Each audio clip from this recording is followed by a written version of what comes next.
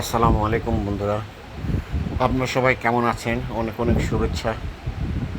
আজকে আমি আপনাদের দেখাবো আমাদের বাংলাদেশের গ্রীষ্মকালীন একটি ফল।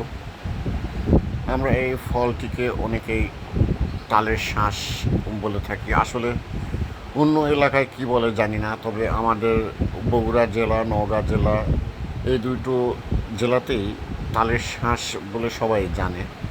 আসলে অন্যান্য জেলায় কি বলে জানি না। আসলে বাচ্চাদের এটা খুবই একটা প্রিয় ফল। আসলে এটা আসলে কাটাটায় অনেক কষ্ট।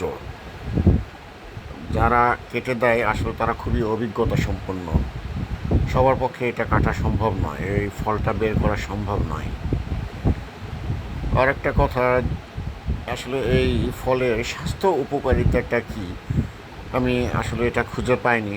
কারো যদি জানা থাকে অবশ্যই কমেন্টসে এসে জানাবেন।